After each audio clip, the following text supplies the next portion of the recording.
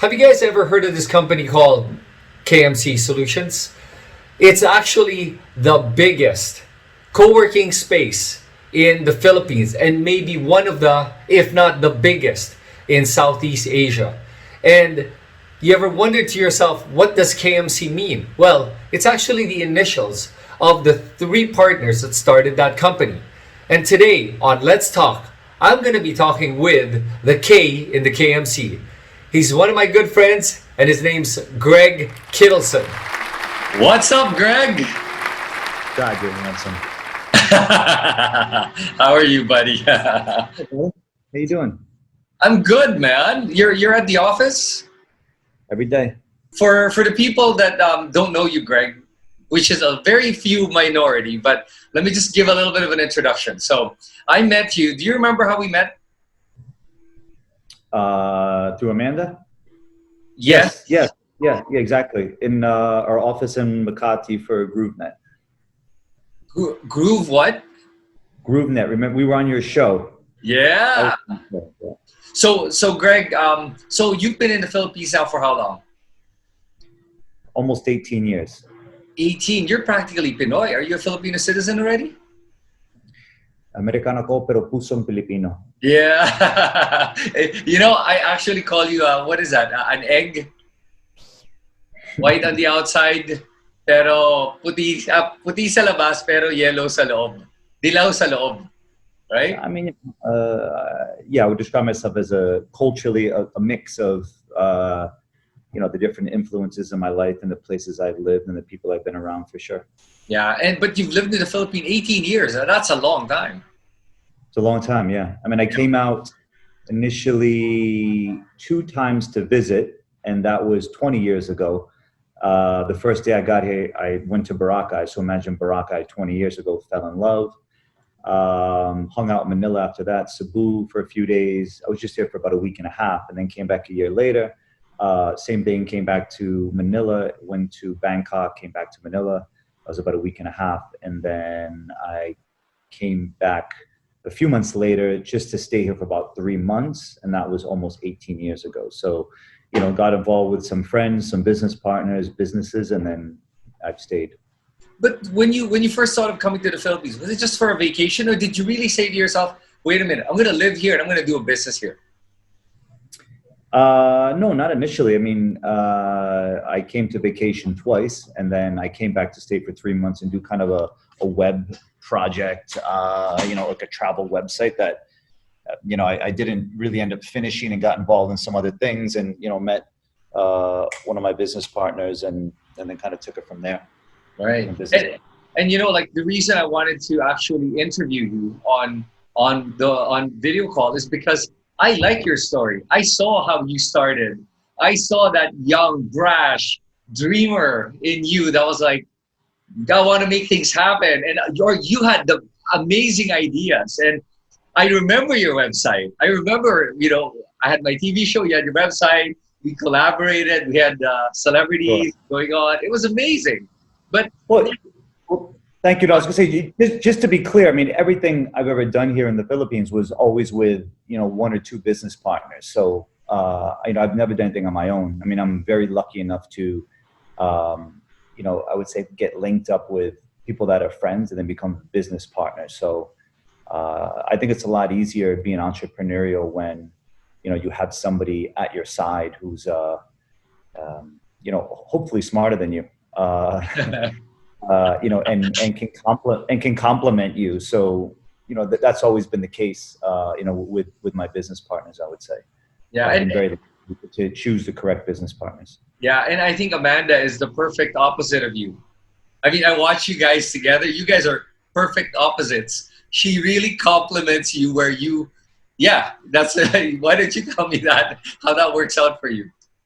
Yeah, I mean, initially I met Amanda at a cocktail party, I think an art exhibition or something in Makati. I became friends with Amanda and her sister, Laika. And then, she and I just decided to put up I wouldn't even say a company, a service to assist foreign companies setting up in the Philippines.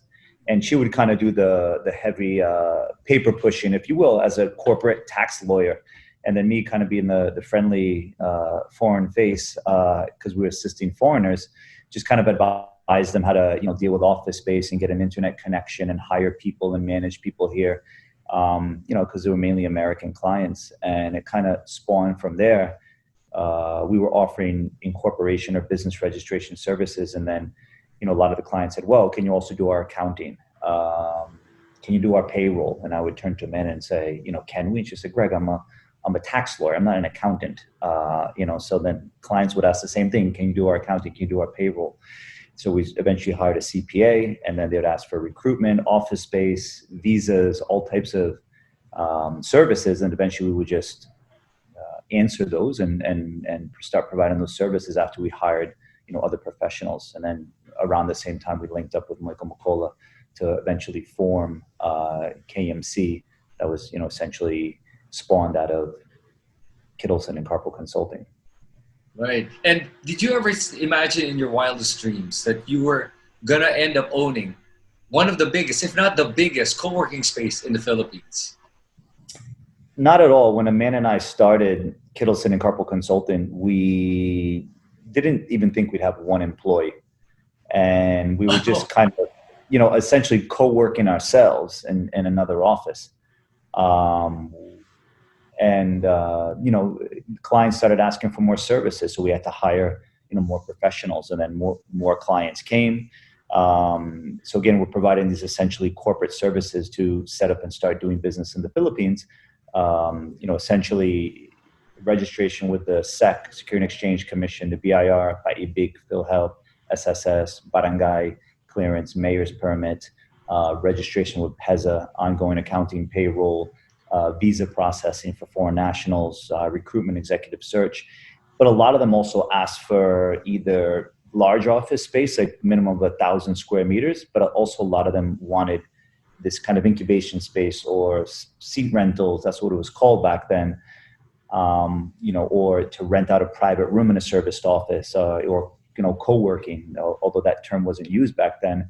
And, eventually we got some extra space and we started offering that service ourselves, as opposed to bringing the clients to other service providers. And just luckily grew very quickly. Pretty much, everything we built, we were able to fill very quickly. And so now we're about 26 locations throughout Metro Manila, like Iloilo, Clark, Cebu, and that's about 55 floors. Over 70,000 square meters. I think we're building almost 90,000. I think we're probably about 100,000 this year, if we ever get out of this lockdown. Yeah. 100,000 square meters. So, quite large, definitely the largest in the Philippines and one of the biggest players in Southeast Asia. So right. That's what happened. Okay. So the question I have is, I remember, was it last year or 2 years ago, where you were able to find an investor to come in, a big investor, right? To come in, which made you guys grow. How did that work out, and how is your role now, given that you guys are massive now? I mean, how does that work out for you? So good question. So AIGF, which is private equity out of Singapore, took up interest in us. There were some other private equity firms, local and regional, that took interest in us. We went with the AIGF. They invested in us. So we're able to kind of speed up the expansion that we had, and able to expand in other cities in Metro Manila quite quickly with a capital infusion from them. So, and also made the company more professional, because here we are, myself, Amanda Carpal, Michael McCullough, and we're more entrepreneurial, which then became executives. But now we have this real board of directors, which is part AIGF. I mean, we have 3 seats. They have a couple of seats on the board, and really able to do a lot of strategy together.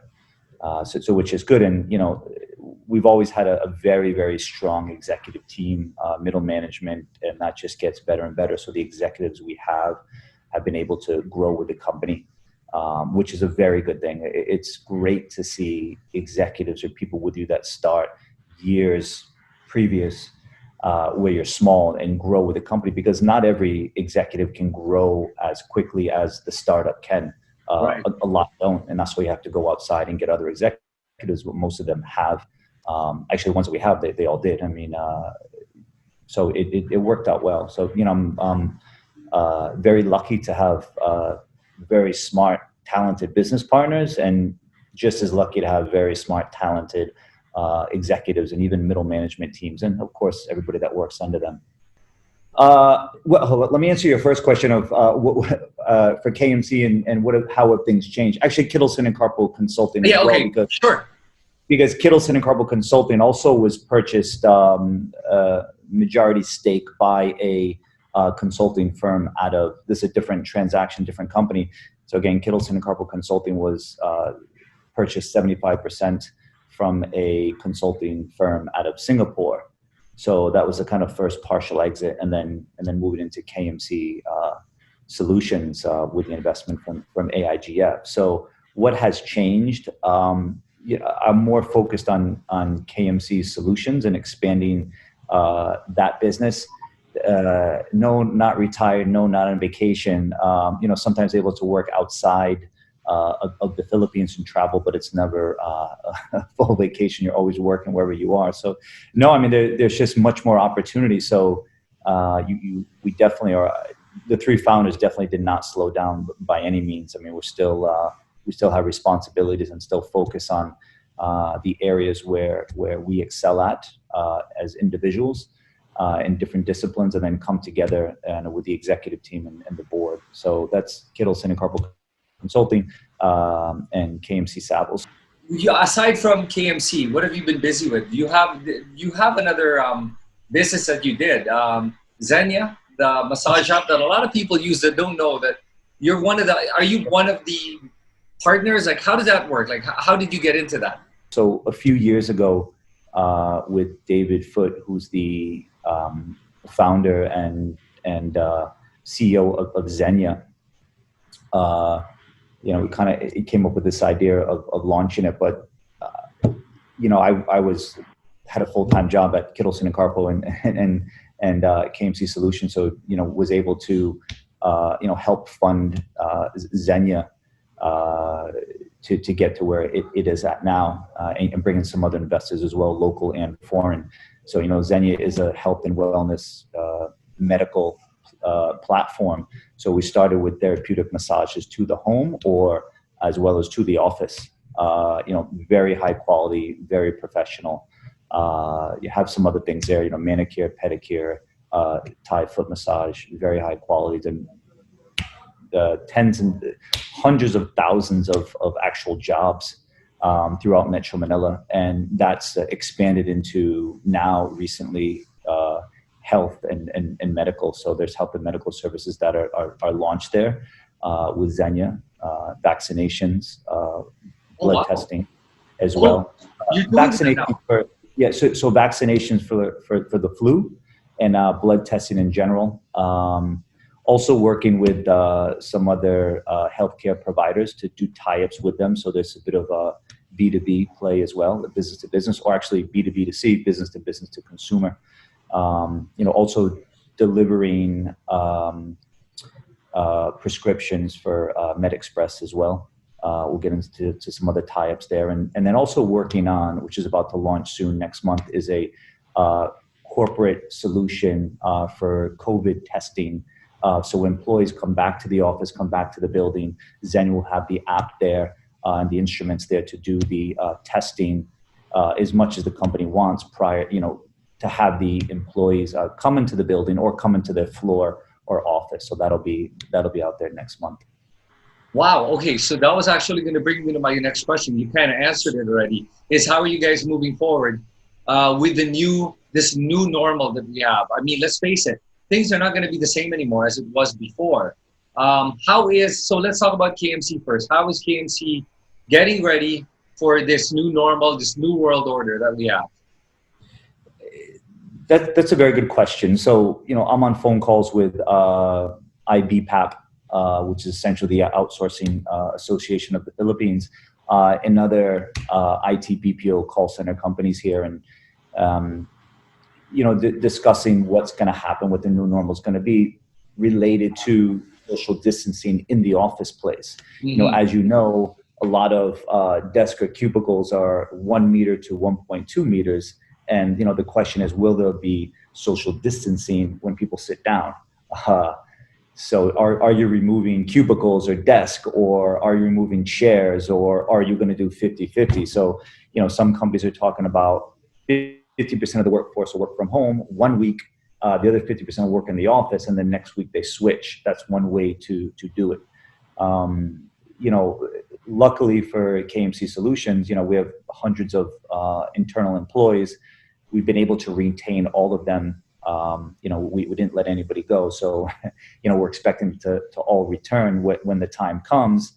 And, again, we're waiting to hear if there is a government mandate rules for social distancing in the office place. We don't know if there is yet, or if it's going to be left to the companies themselves to set it up the way that they want, or they feel most comfortable.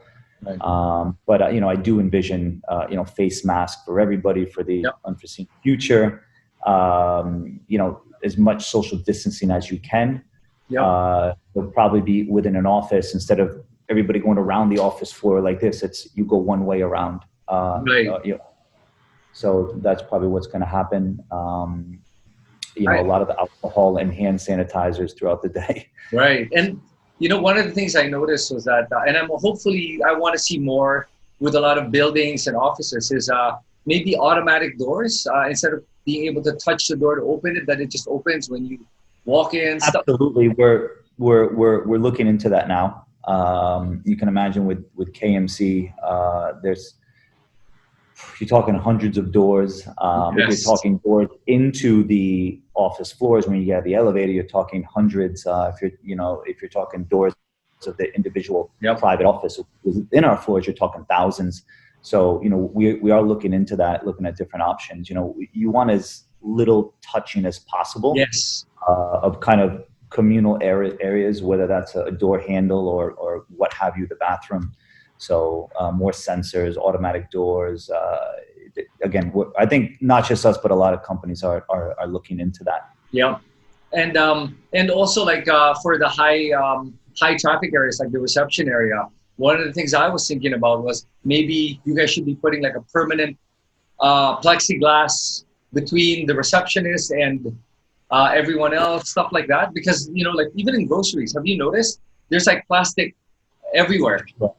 And it should be more permanent. I think this is going to be really our new normal, plus the masks. I'm surprised. Is anyone in the office right now wearing masks? Were you wearing one or no? I took it off to speak to you, Chris.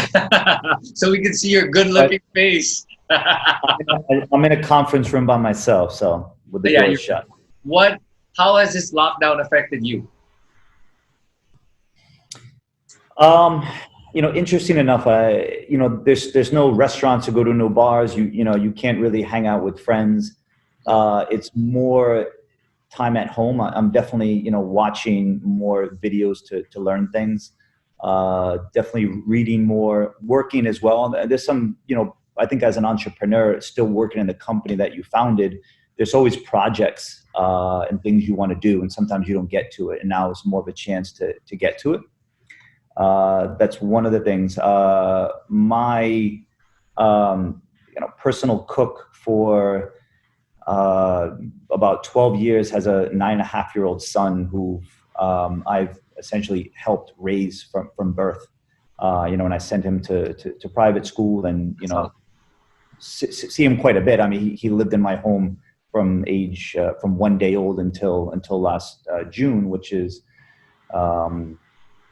was almost 9 years. And then I finally bought another apartment across the street from me where he and his mother stay. And again, his mother is essentially my personal cook, but also cooks for KMC and Kittelson and Carpal Consulting for some of the executives in our management meetings that we have. She has her own little catering business. So, sent him to private school, got him a tutor. Wow. and then, well, there's a little more to the story. And then I realized, okay, he needs to kind of do something, while on this lockdown, because for a lot of the schools here, we locked down, I think 5 days, where they had 5 days left of school. Yep. So they were done with the school year, and I said, well, what can you do? And some friends turned me on to IXL.com, which is an online learning platform. And I said, okay, well, let's take a look. Okay, math. All right, well, you always had a math tutor. Let's see how you're doing in math. And he's going into 5th grade, and put him kind of back into 4th grade math, and quickly saw where what he knew and what he didn't know. So I have him on this online platform for math, and he's put in, I think he's answered over 12,000 questions in math since the lockdown has started, all different grades and disciplines. So I guess that's one thing. I find it interesting. I like it. I like working with him, tutoring him. I didn't think I'd be tutoring a 9-year-old for 2 hours a day, 7 days a week actually, but here I'm doing it.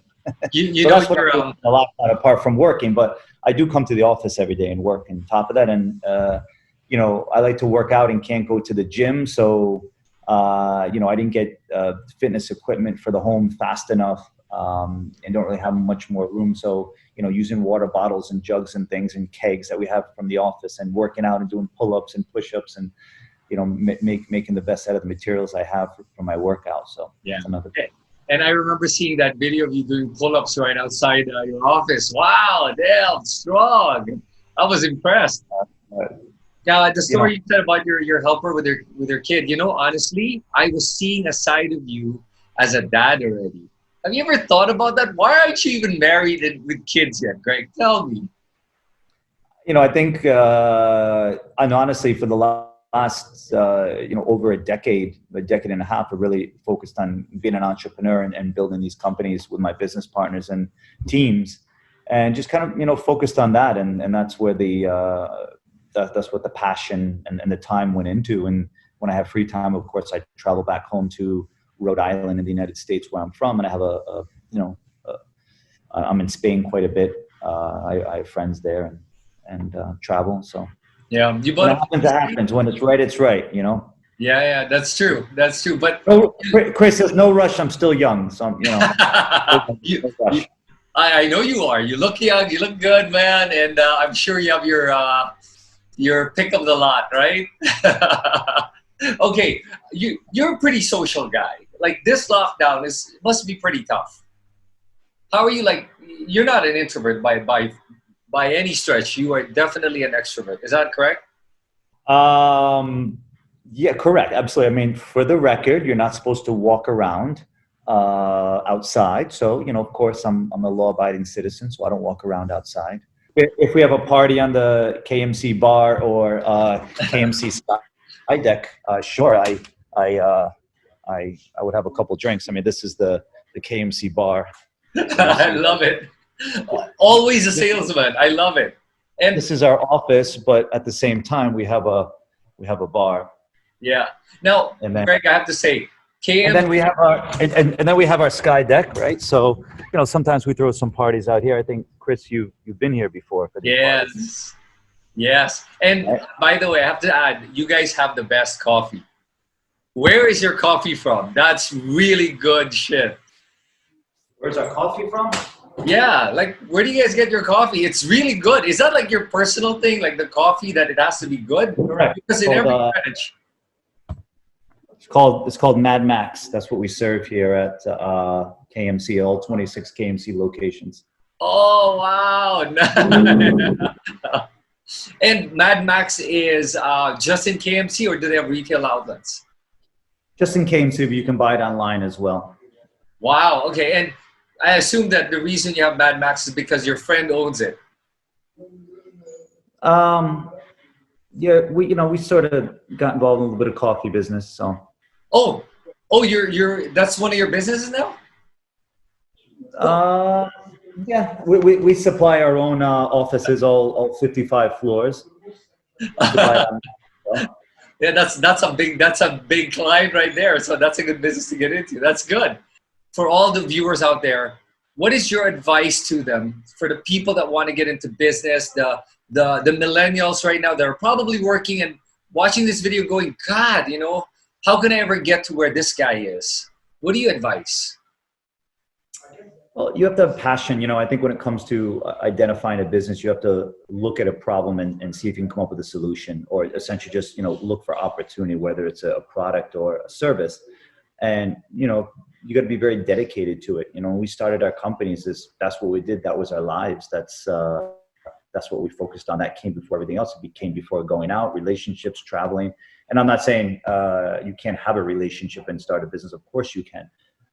But for us at the time, that's what we focused on. We focused on the businesses until we were, able to make it, and hire the proper management to help us move the businesses along.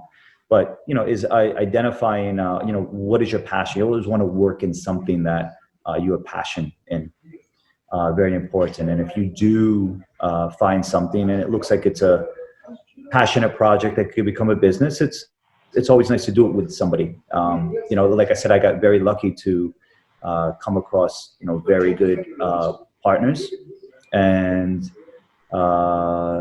I think that when you're selecting partners, you want to select for high IQ, high EQ, emotional intelligence, integrity, and work ethic. So those are really the four pillars that you look for when selecting business partners. And I've again been very lucky for everything I've been involved in, whether it's Kittelson and Corporate Consulting, KMC Savills, KMC Solutions.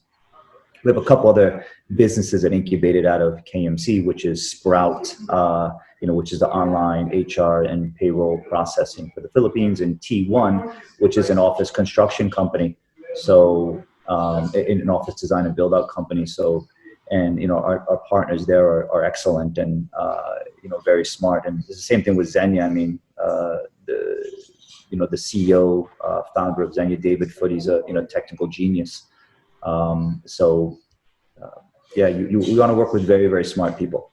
A while ago, you mentioned that that how you got fairly lucky, that you had good partners, Right. and how important that was. I wanted to know, what's the percentage do you think in your success would be because of passion, or is it because of luck, or is it timing, or is it a plan? And when you created KMC with your partners, did you have a plan, or is it something that you kind of stumbled onto?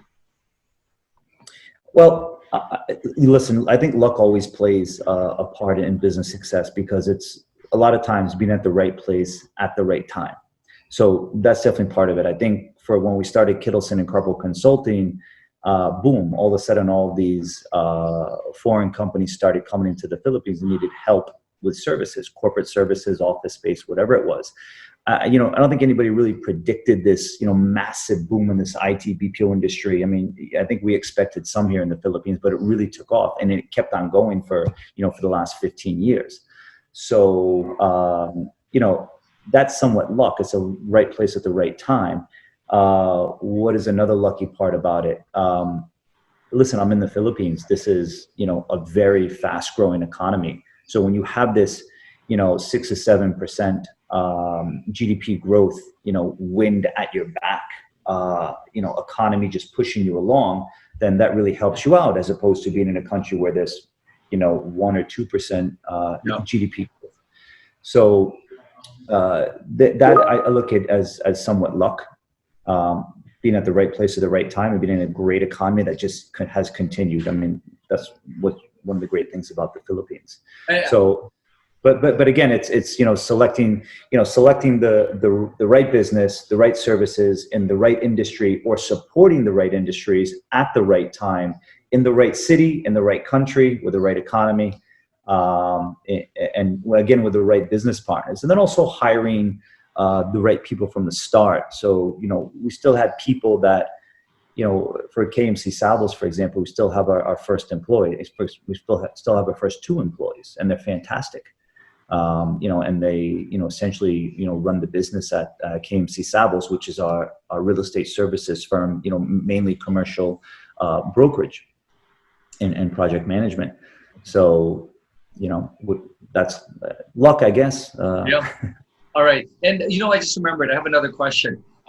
What's your thoughts on MeWork and what happened with them? Listen, overall, I think that flexible workspace, serviced office, co-working, business industry, and designing, building offices, and renting them out is a great business. WeWork really put the cool factor around the serviced office industry, and then they called it, were some of the ones that started to call it co-working. They had, cool office designs and a cool vibe and a cool community. I just think they overextended themselves. They grew too quickly in too many markets at the same time, and that's really hard to sustain. They were offering a lot of discounts to their members or to their clients or tenants that were renting space from them, a lot. They were giving brokers who brought in clients, who introduced them to clients, huge commissions. So, with that said, they didn't have, their margins were questionable, again, as they kept building and building in all these different markets around the world. And, it's one thing to succeed. Let's say it was an American company out of New York. Sure, they did a great job in New York. They moved pretty quickly into London and San Francisco and other markets. And that's kind of, again, the United States is their home and they did a good job there, but it doesn't mean you're going to, crush it or have the same amount of success in Southeast Asia and China and Latin America or what have you. I mean, just look at Uber, right? I mean, Uber had challenges in Southeast Asia. Sure, great American technology.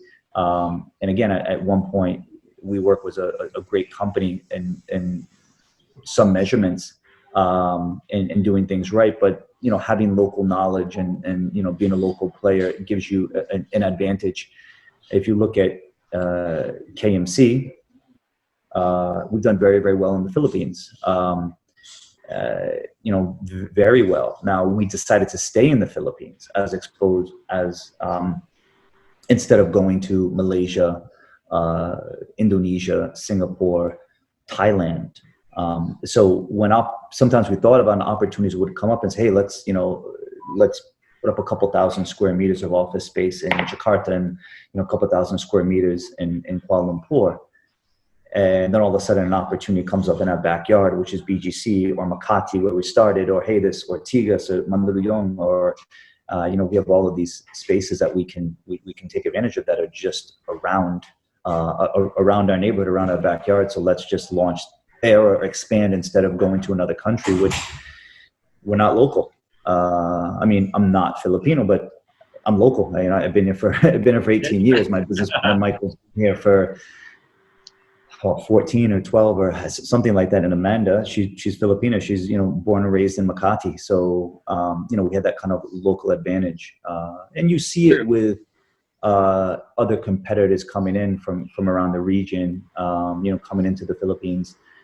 They do okay. Fairly well, one or two, but not as well as I think us or a couple of the other local players. Yeah. All right. And on a final note, Greg, what do you see for KMC in the next 10, 20 years?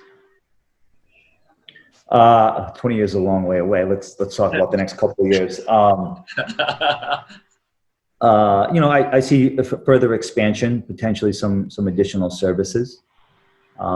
As we build out our offices, the designs get better and better, more interesting. We get a lot of great feedback. So I'm on the interior design team. Yeah. So I'm able to have my input of how the offices get designed. And my team and I are very passionate about that. So again, as you see, the offices get nicer and nicer everywhere we build. We want to expand throughout the Philippines, not just Metro Manila, Clark, Cebu, and Iloilo. We'd like to be in some other locations as well.